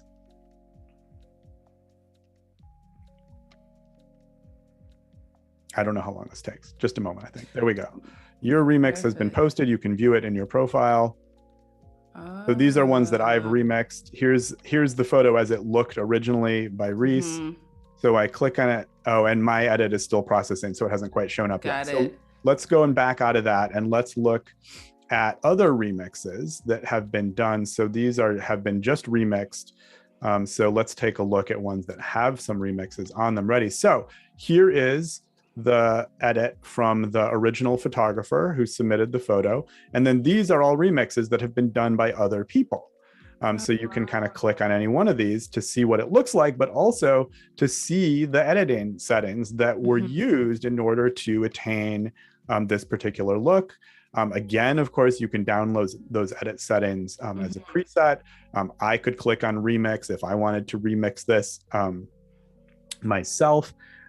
And if the original photographer looked at one of these and said, ooh, hey, and I don't have this option because this is not my photo. But if the original photographer looked at this and said, ooh, I really like this edit, they have a button that they can click that saves this edit as a version for their photo. Okay. And then when they're over, in their own library looking at the photo, this is obviously not the photo because it's not my photo, but in versions, they would see that version and they'd be able to switch to that edit there in versions if they wanted to. Wow. There's so much collaboration. Yeah. Discover so much. It's really exciting. Did you see, by the way, how I just clicked that back button a few times and got back here? Yeah. Yes, forward and back button. Making use of that new button that's added there. Yes.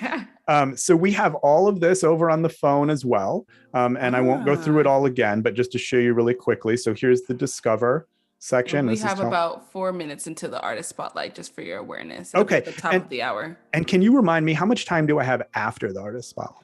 Well, we can spend a couple minutes, and I would say about maybe 15, 20 minutes. Okay, that'll be plenty. That's great. So here's Discover. Here's the remix section in Discover. And look, here's a photo that's just been recently remixed. So here's the photographer's original. Here's the remix that you all watched me do just now. There's that circle that I made, so we really know it's me. Although, you know what? That was completely unnecessary because look, it's very tiny, but that's my picture down there. Oh, okay. So you do know it's you. Yeah, my little avatar picture, profile picture is right there. So that works. So let's see. Remove. Look at that. There you go. Okay, perfect. Okay. Remove. Done. Okay. So yes, I can delete remixes that I've done. Beautiful. That's good to know. Yeah. Okay. Are there any questions? I feel like the next thing I'm going to get into, I'm not going to quite be able to finish in probably 3 minutes. Well, so then let's see. So we have no additional questions at the moment, but for y'all that may have been just joining, Ben has been going over all of the new features that released on Monday for Lightroom. And so if you missed yesterday's broadcast, you can watch the replay on YouTube and Behance. And if you're just now joining, you're probably wondering what's going on. That's what's going on. We're going over so many of the new features. So if you have questions, please go ahead and drop them in the chat box for us. That way we can make sure we get to all of our questions thus far. Sorry, I actually did think of something I can fit in 2 minutes. So if you want me to hit it real quick. Go ahead. And it's totally apropos to what we were just talking about. This is a new feature, again, new in this release that came out just this week, which is that you can now search in Lightroom Discover. So we have the search field up here. We talked about using search on your own photos. Now you can search within Discover as well. And so you can search for, topics that interest you, maybe I want to see monkeys. I don't know. Okay, great. Whatever it might be. But here's what I think is most important is you can search for people. So if I said to you, hey, I've posted tons of great pictures to Lightroom Discover, go, I only posted one because I did it just now and it's a test account, but I've posted tons of great photos to Lightroom Discover. Go and check out my profile in Lightroom Discover, see my work. And they'd say, great, how do I find you? And I'd be like, oh, well, I'm going to have to email you this link, right? And but now I can just say, no, go and just type in my name and search for me. And so that actually works now. So you could type in Benjamin Warde, and there's my actual account right there. And so click it and they can see my profile and the photos that I've submitted. So that's a new feature in this release, is the ability to actually search through Discover. You can search for all sorts of things, but I think searching for people is the most important. You can actually find photographers you're interested in, friends you want to follow, and so on. Beautiful work, Ben, by the way, and I really like your profile picture. Oh, thank you. This profile picture was taken by Kelly Castro, who is a member of the Lightroom team. Oh, wow. So it's also a great representation of what I looked like almost 10 years ago. So it's probably time for me to have Kelly over and get a new picture. It's still great. It's still great. But with that, we are ready for our artist spotlight. As y'all know, every Adobe Live, we always try to spotlight a different artist. And if there is anyone that you want to highlight, you can always submit your recommendations for creatives for the next artist spotlight. So if you're in Behance right now, you do see on the top of the chat box, there is an artist spotlight button. You can go ahead and submit somebody for our next artist spotlight. But for today, Ben, can you go ahead and show us who are we? Yes. Who's our artist spotlight for the day? Let me make this fill the screen here. There we go.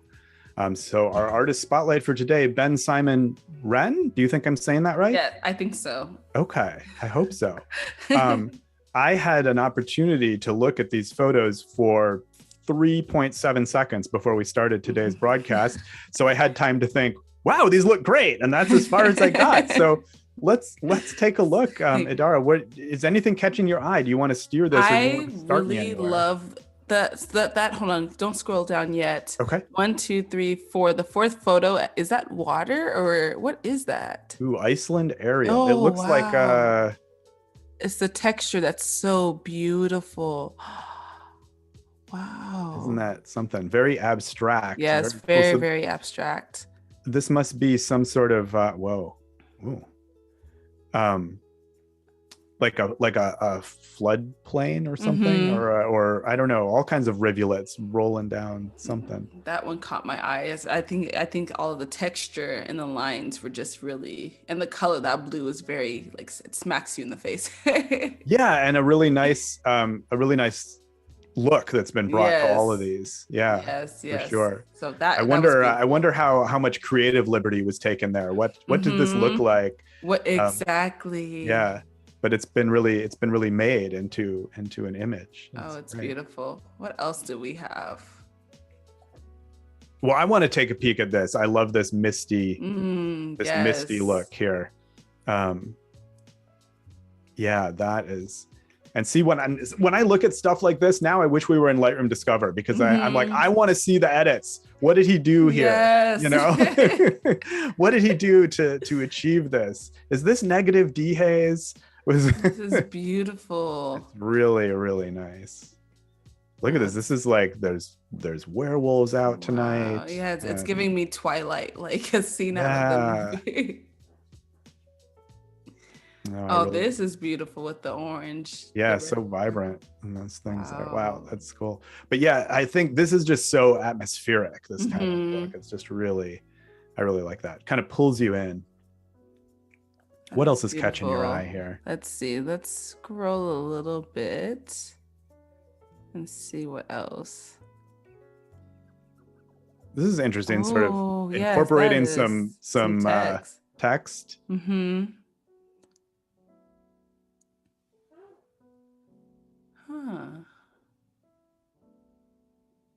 This is interesting. This is beautiful work. Yeah, I wonder what this is. I wonder what this was for. This looks like a particular an homage to Iceland.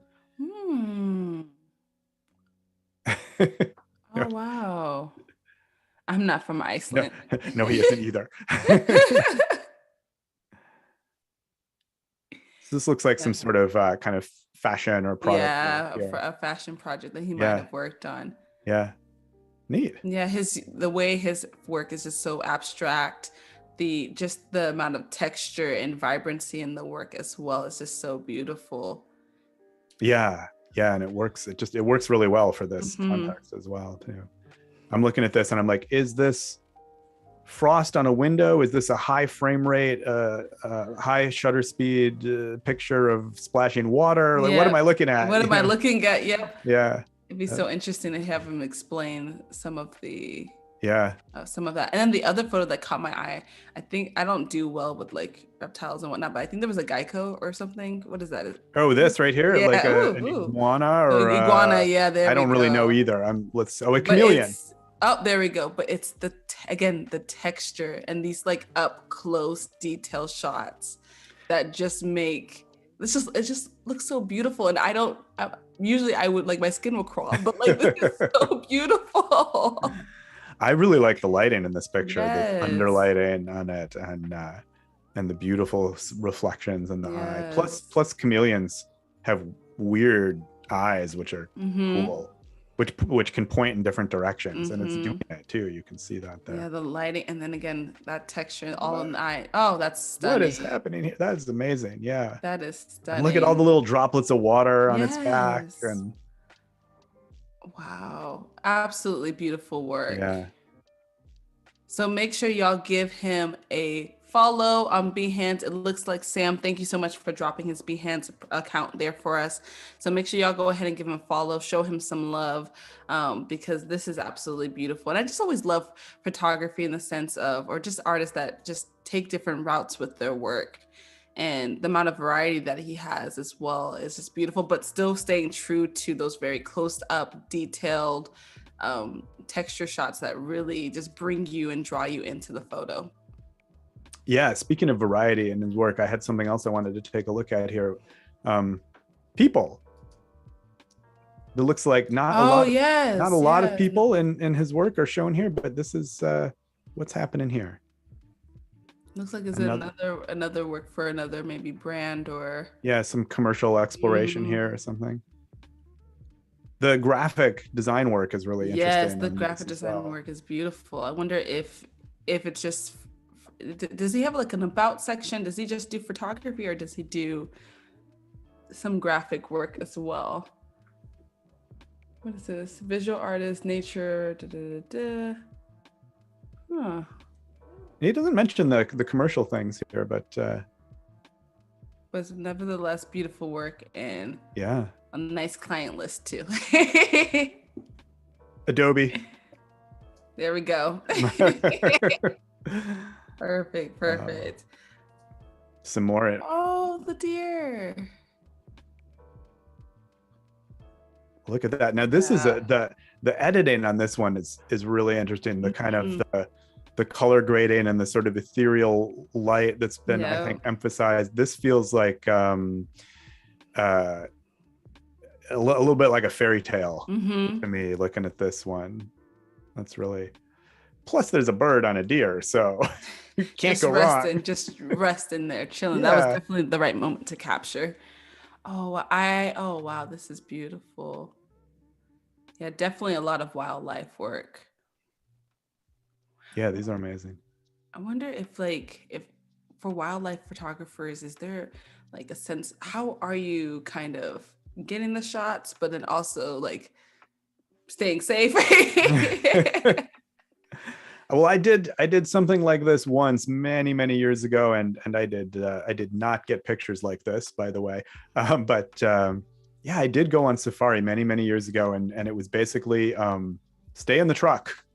Stay in the truck. It's probably the lens as well. The lens that he's probably utilizing can help him stay at a distance and still get these very spiders. Spiders. Ooh, I love that. Oh, you're not a spider I'm fan. not a nope. We'll move on. We'll move on. No lizards, no spiders. Got it. I had to close my eyes for that one. How about parrots? I like this picture. Oh yes. Parrots I can do. That's beautiful. Oh my goodness. And here's now the deer is like, look, bird. Okay. I think we've had enough. Or maybe that look is for the photographer. That might be. I'm anthropomorphizing a little bit, but yeah. Wow, this is really some remarkable stuff. Absolutely beautiful work, Ben. Thank you so much for sharing with us. And that is our artist spotlight for the Sorry, we can't, not ready to leave yet. Not the baby monkey. Oh, the monkeys. And then is that an elephant on the next one? Because elephants are my favorite animal. Oh. Oh my goodness. Yeah. And I feel like, oh, I need a screensaver out of this. Well, you'll have to talk to Ben. And maybe he can set you up with that. I'm gonna reach out. I'm gonna give you a call, Ben. Don't worry. Yeah. Perfect. So that is our artist spotlight. And as always, y'all, if you want to recommend somebody for the next one, you can do so by submitting their name for the next artist spotlight. But that is good there, Ben. I think we can move back to whatever else you want to cover in the next 15 minutes. Okay, great. Well, I wanted to, and here we are looking at my photo in Lightroom Discover in the web browser.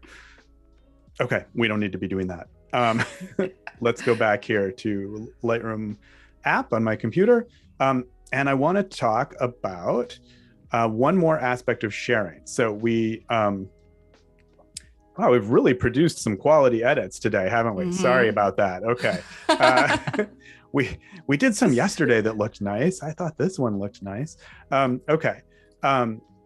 So we talked about sharing in a couple different ways, just that simple share to social that we did from the phone. We talked about sharing to Lightroom Discover, which of course can be done from the phone as well, although we looked at it here on the computer. I want to talk about one more aspect of sharing, which is sharing out an album of photos. Now, if I were really, this album is obviously not really quite at the point where I would actually want to share it, but we're going to pretend that I've gotten it great and I'm ready to share it. So let's talk about album sharing. And there's some really interesting things that you can do with album sharing. Now, the most common thing that I do is I do something like, and I could actually, use something a little more polished as an example here. So I could say, hey, here's some of the highlights of my drone photography. And I want to share this. I want people to be able to see this, right? So, and I want people to be able to see all of the photos in the album. So I'm just going to go up here to this little share and invite button. So I'm in the album that I want to share. I'm in grid view. I have this share and invite button. I will click on that. And I get this share and invite dialog. And I have this big button here that says get shareable link. So I will go ahead and click that. And it generates this link for me. And it's set right now. You'll notice that this link access is set to anyone can view. All right. So I can copy the link. I can send it directly to Facebook or to Twitter. I won't do that now, but I'm just going to hit done here and we'll step out and we'll see what this looks like in the browser. So let me just go to Lightroom. Whoop. I should know how to spell Lightroom. There we go. Go to lightroom.adobe.com. One of the great things about the fact that everything that you do in Lightroom is synced to the cloud means that it's very easy to share work from Lightroom. I don't need to, export these photos to my hard drive and then upload them to, Flickr or Facebook. Nobody uploads to Flickr anymore. I don't think so. I don't think so. Sorry, that was a terrible example. I upload them to Facebook or wherever I want to share them to, because they're already on the internet, right? They're already in the cloud. So sharing is just a question of turning it on, right? And they're all in the cloud, but they're private, right? All this stuff is here. All this stuff is in the cloud, but nobody can see it except me. So I'm, here in the browser right now, I'm at lightroom.adobe.com. I'm not logged in. I can't see any of that stuff. But with this one, I just turned on, with this drone album, I just turned on sharing and I set the link to anyone can view. And you can see here, maybe I can magnify it a little bit for you. You can see that there's a little icon now on the album thumbnail that shows that sharing has been turned on for this album. And so now if I send that link to someone, they'll actually be able to see the contents of that album. So this is what it would look like if I sent it to anybody. They can look at the link, they can click on any photo to see it bigger, and I can easily share out my work that way. Usually for me, this means sending a link to, my mom. So I don't know how many other people want to look at my work, but it could be anything. And could be shared anywhere. So this is really neat. Okay, and I'm just looking at the time here. I have about 10 minutes. Is that right? Yes, okay, that's right. Great. gonna talk fast because there's some cool stuff here I want to be sure to share with everybody. So the first thing I'll mention is I can customize the look of this a little bit. It's very simple. It's not like big web design or anything like that, but I can make a few changes. So the first thing I'll do is I'll go back into share and invite, and I'll go to customize. It's called drone. Maybe I'll call it my drone photography. The author is me. I'm going to change it from a photo grid to a one-up view, and I'm going to change the appearance from dark to light. And so it's just a few kind of simple options that I have there. I'll click done. I'll go back to my browser. Let me do a refresh in my browser here. There we go. My Drone Photography by Benjamin Warde. And now I have, they're all in this one-up view. It's a nice big view. I have captions for each of these. So those are showing underneath each of them. Okay, really neat. All right, let's take a look at some of the other options here.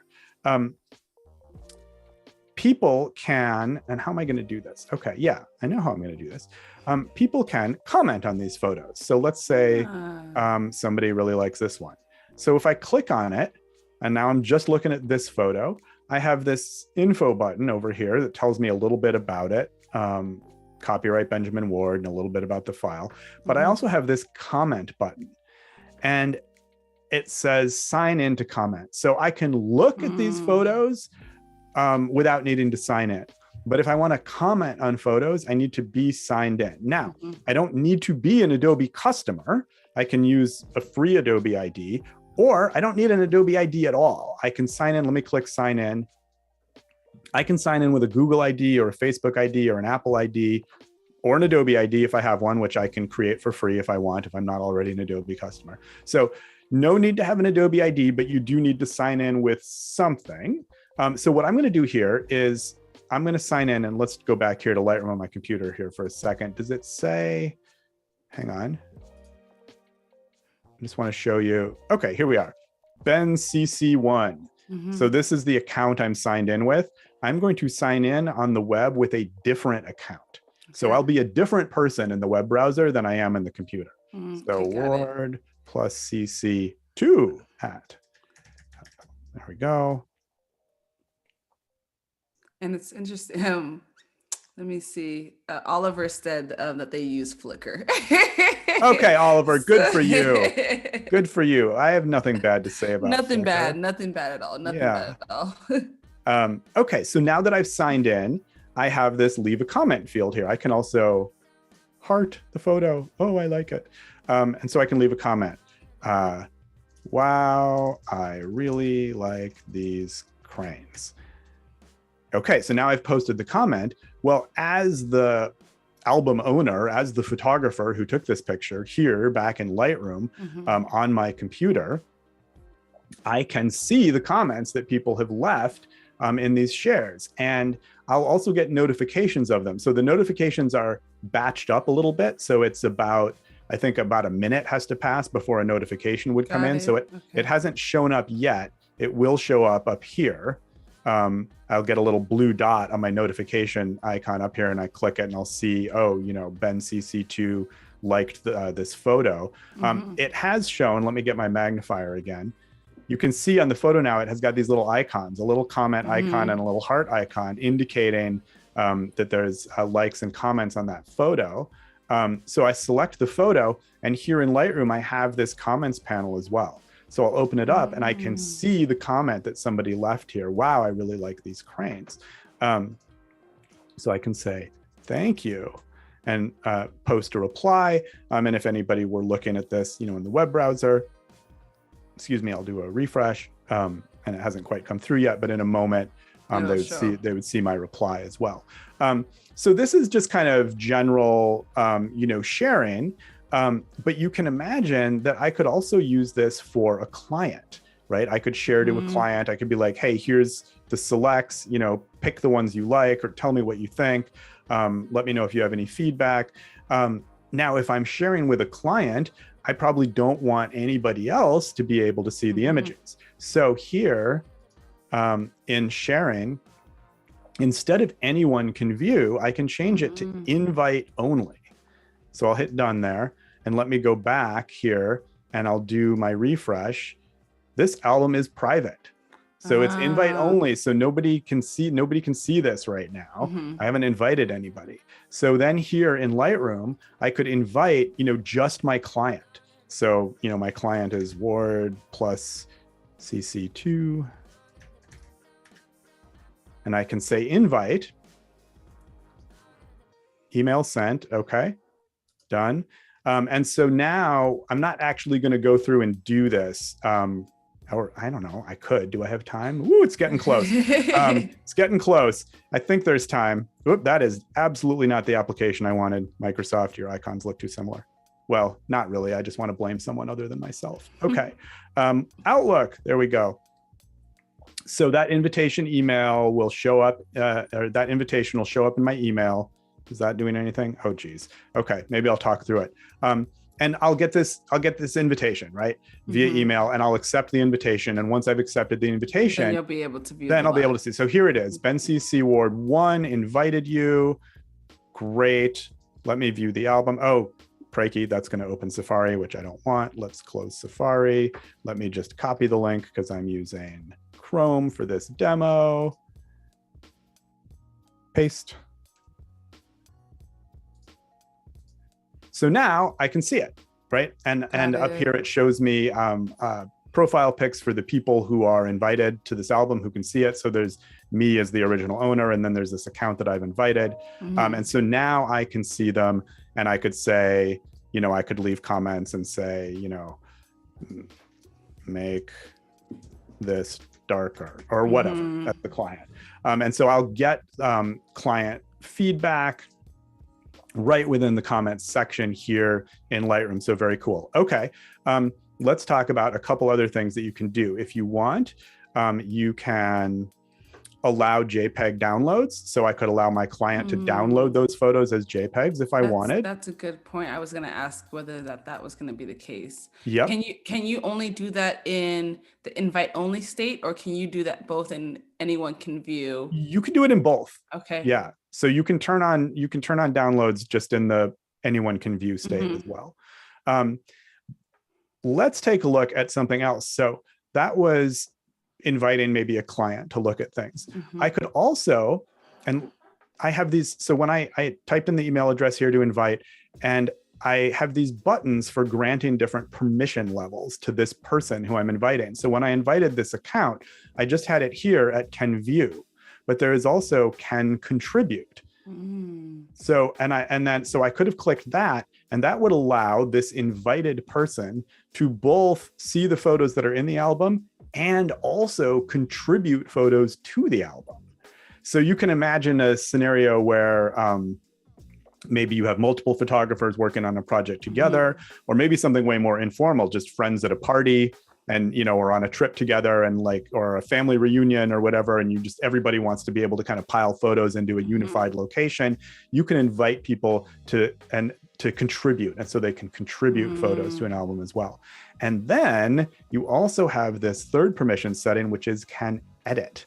So I can change the permissions for any of these accounts that have already been invited. So I'll change Ben CC2 Warde to can edit and contribute. Okay. And now that account has the ability to edit the photos in this album. So you can imagine a wedding photographer, for example, who maybe works with an editor. A wedding photographer could put the photos from a wedding into an album, share that album with their editor with edit permissions turned on for that editor. That editor can work on those photos within Lightroom. They're working on them just as if they were their own photos. They can work on them within Lightroom, and those edits show up back in the photographer's Lightroom library. Got it. So does it save it as a version like you were showing before? That's exactly what it does. Perfect. So, and we have what about a minute? I don't know if I can do it this fast, but let's try. And you just cut me off when you need to. Okay. Here's a photo, and now look at this edit. And I'm still in the web browser here, by the way. So I don't have to do this in a web browser. I could, if I were, if I'd been sent an invitation to edit, I could be doing this in the regular Lightroom application. But because I only have the one Lightroom application on my computer and I'm signed in with this account. If I want to use a different account, I'm doing it in the browser here. So now I can, make edits to the, that's just really, I just want to make an edit that you can easily see. Okay, so I make this edit to this photo. Great, okay. Oop, did I need to like click on anything? I don't use editing in the web browser very often. So, okay, there it did it there. And then it saved it. And right, it saved that edit. So now we'll see how long there it did it. So now I'm back. I'm the owner of the photo, the owner of the album back here. That edit has come here into my Lightroom. And it's been edited by this other person. And if I open it up and I go into the edit controls and I look at versions and I go to auto versions, there's my edit that I'd done originally. And here's the edit that was just done by Ben CC2 Warde. So if I say, oh, you know what, I don't actually like that edit that my collaborator did, I just switch back to my edit. Or maybe I invited multiple people to edit, then each of their edits would be in here with their name on it. So I could switch, I know who did what, and I could switch between their edits. So collaborative editing within Lightroom. Very, very cool. Am I at time? We're at time, Ben. We are at time. We covered so much in these 2 days of live. And if y'all missed anything, I mean anything at all, please go ahead and rewatch the live on either YouTube or Behance. I want to say thank you so much, Ben, for your time and for taking us through all of these new features. And want to remind y'all that you can definitely stick around for the Lightroom Bootcamp with Aaron Nanks, immediately followed by photo editing on mobile and desktop with Lisa Carney. And then as a reminder, in recognition of Juneteenth, Adobe Live will not be streaming on Friday. So I am really, really excited about Lightroom. I'm going to be going in and tweaking around with it myself. I hope y'all will do that. But again, thank you so much for your time, Ben. And I hope the rest of y'all have a wonderful weekend. Thank you, everyone. Thank you, Adara. Of course. Bye.